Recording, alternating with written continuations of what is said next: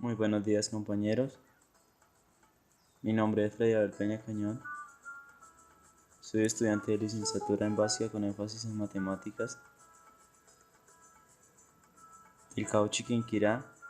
A continuación, quiero dar a conocer mi presentación sobre el desarrollo de la estrategia número 2 de esta disciplina funciones.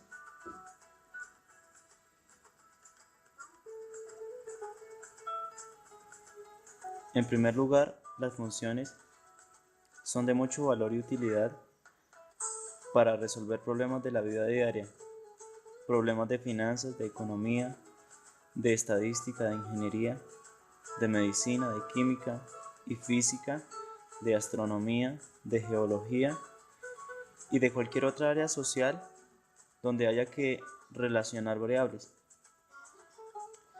En segundo lugar, cuando se va al mercado, a cualquier centro comercial, siempre se relaciona un conjunto de determinados objetos o productos alimenticios con el costo en pesos para así saber cuánto podemos comprar. Si lo llevamos al plano, podemos escribir esta correspondencia en una ecuación de función x como el precio y la cantidad de producto como y.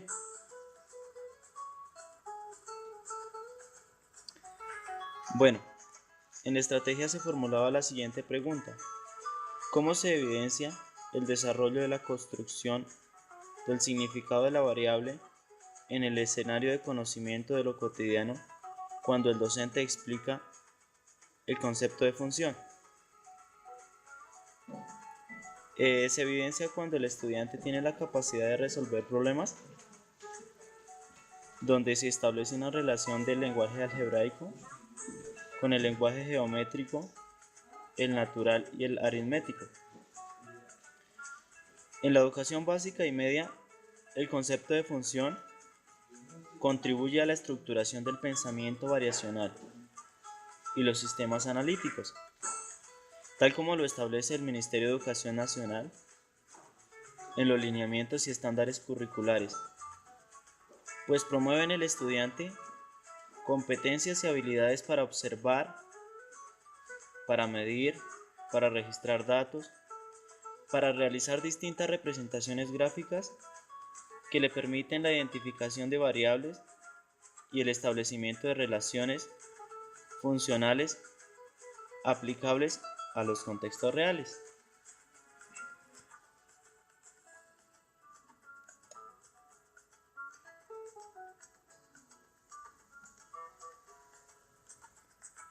Bueno, ¿qué estrategia de resolución de problemas utilizaría para realizar un acercamiento a un aula multigrado siendo el profesor de matemáticas?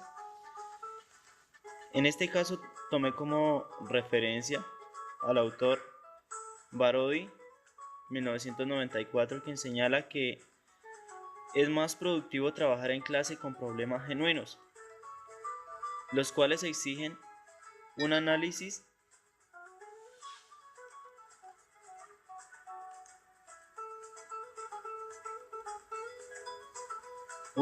detallado para definir la incógnita, identificar los datos necesarios y decidir la estrategia a seguir para llegar a la resolución. Según el mismo autor, en este tipo de problema la incógnita puede no estar especificada con claridad, lo que exige hacer un análisis para captar con exactitud el objetivo del mismo, de manera que el estudiante examine cuidadosamente la información que debe desechar, los datos innecesarios e identificar realmente lo que es necesario.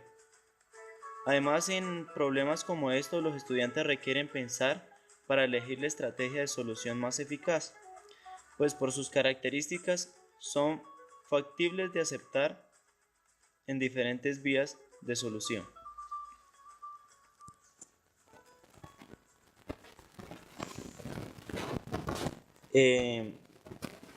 Otra pregunta fundamental es: ¿qué tema de funciones y de la solución de funciones gráficamente cree usted como docente en formación necesita un estudiante de grado décimo en su contexto cotidiano? Bueno, el tema que necesita un estudiante de grado décimo en su contexto cotidiano se denomina familias de funciones y comprensión de su comportamiento, es decir, las funciones lineales, las funciones cuadráticas y las funciones exponenciales. Como temática fundamental específicamente, se emplearán las funciones trigonométricas para analizar problemas de la vida diaria, en donde su solución se asocie con la resolución de triángulos rectángulos.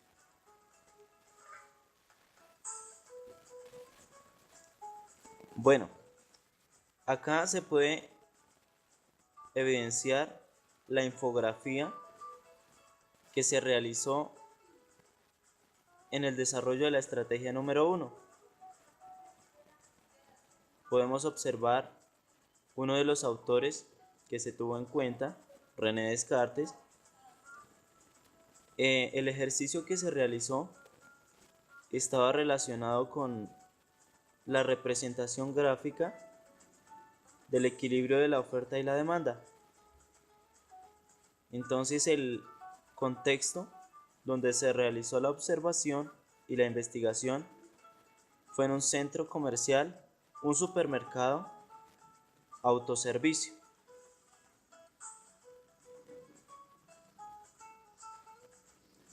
¿Cuál era la situación problema?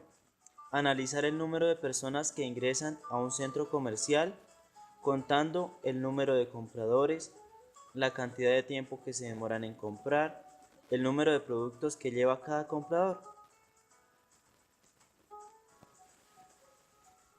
Entonces acá podemos observar la estructura gráfica, cómo está organizado el supermercado autoservicio.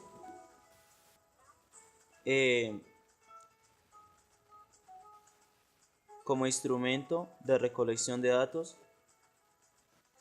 se tuvo en cuenta la diligencia de un registro de observación, donde se formulaban las preguntas que se mencionaban anteriormente. Por ejemplo, ¿cuántos clientes ingresaban al centro comercial durante un tiempo determinado?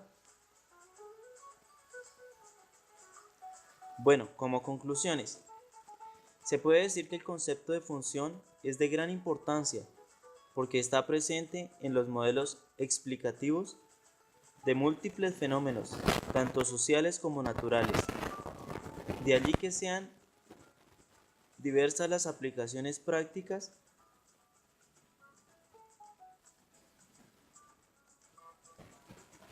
que de él se realizan en la vida cotidiana. Así, mediante una o varias funciones, es posible detallar situaciones de ámbito social, por ejemplo, los aspectos demográficos y económicos, entre otros. También se facilita la descripción del comportamiento de eventos y fenómenos naturales, ya sean de índole biológica, por ejemplo, el crecimiento de poblaciones, de índole química, desintegración de sustancias radioactivas, o física, descripción de movimientos, con el fin de modelarlos y encontrar así representaciones adecuadas que permitan predecir el comportamiento de manera general. Bueno, acá finalmente se referencian algunas fuentes bibliográficas para dar sentido, un sentido amplio, un sentido profundo, investigativo de este trabajo.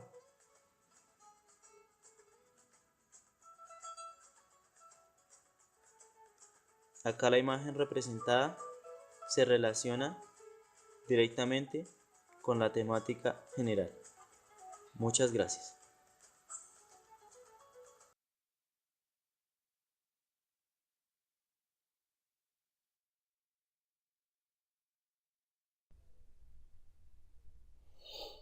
Muy buenas noches.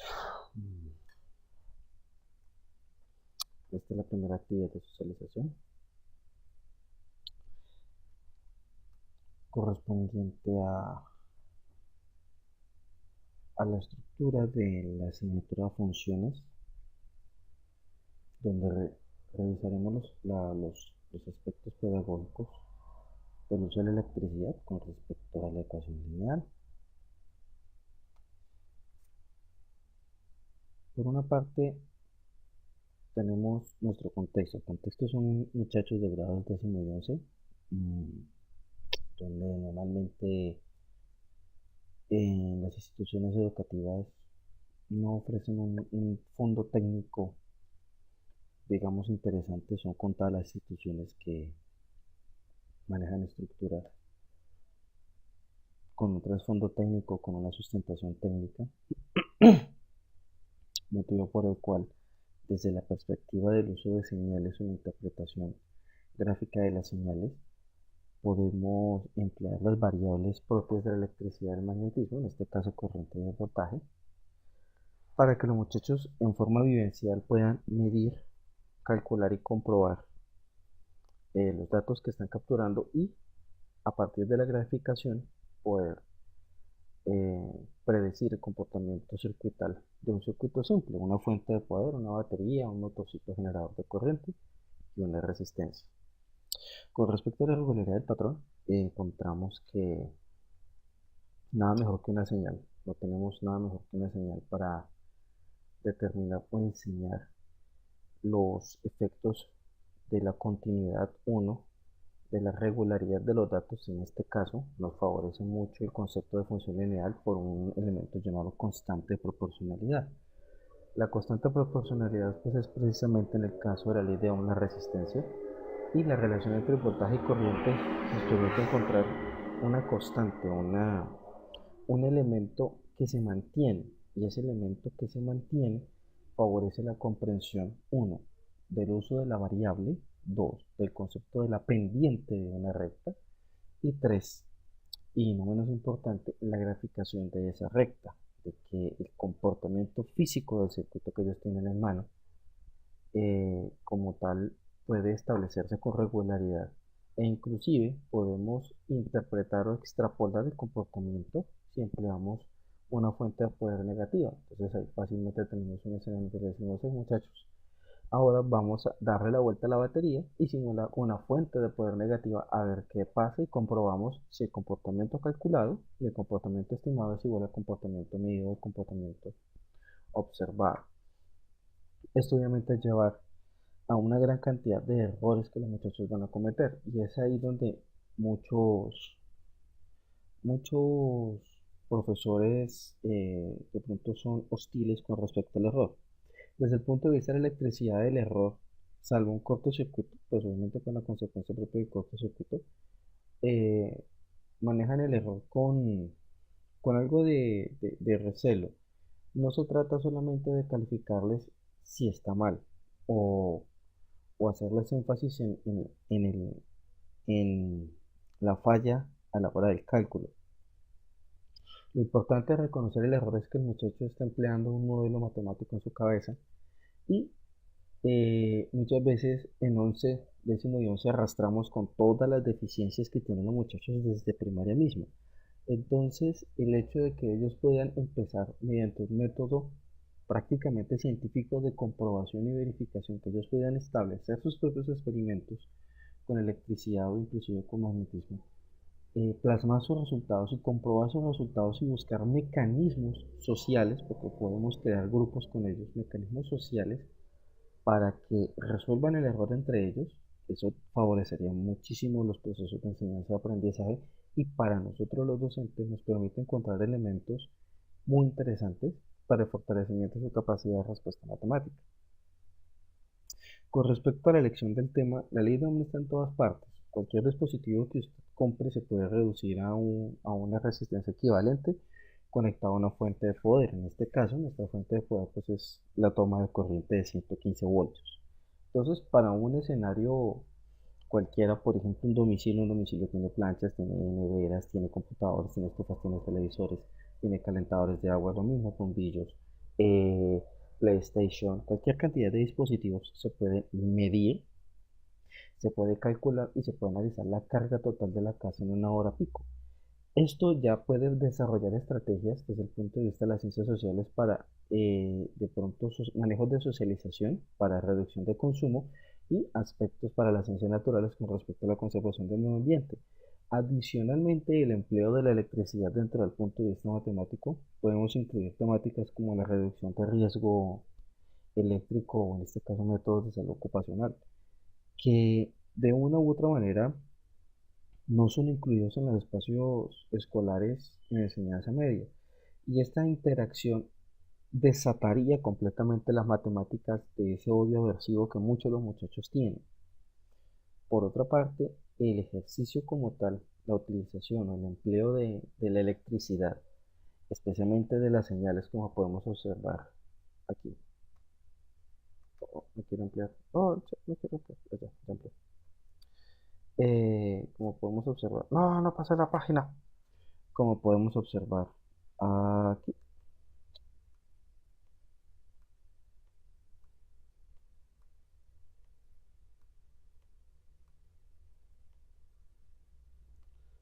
No parece ser que no me quiere dejar.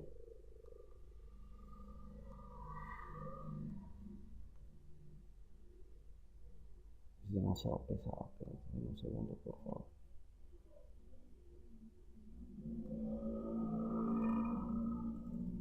No me permita correrla más. No me permite correrla más. Bueno, toca cambiar de estrategia para la próxima vez.